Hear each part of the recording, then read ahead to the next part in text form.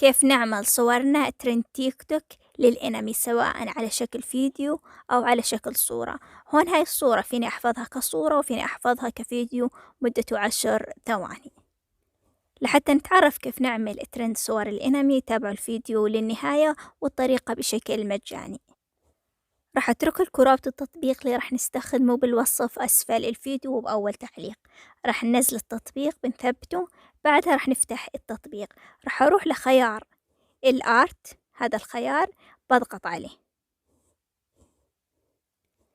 بعدها راح أروح لخيار أبلود فوتو واللي هو لحتى ناخذ صورة من الاستديو، بينقلني مباشرة للاستديو، بحدد الصورة اللي بدي أستخدمها.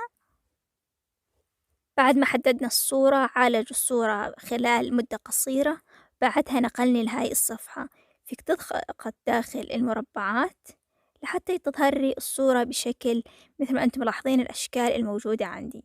الشكل اللي بدي أحفظه مثلا هذا الشكل فيك تحفظه كصورة من خلال كلمة سيف، وفينا نحفظه كفيديو مدته 10 ثواني. راح يكون عبارة عن الصورة الأصلية، بعدها راح تظهر معنا صورة الإنمي، راح نضغط على ميك فيديو، من هون راح يحفظها كفيديو. وإذا بدي أحفظها كصورة مجرد ما بضغط على السيف راح يتم حفظها داخل الألبوم بالجهاز كصورة. وبنهاية الفيديو لا تنسوا تحطوا لايك على هذا الفيديو، تشتركوا بالقناة وتفعلوا الجرس لحتى توصلكم كل الفيديوهات الجديدة. وتابعوني على مواقع التواصل الاجتماعي راح تكون بالوصف. لأي سؤال لأي استفسار راسلوني هناك.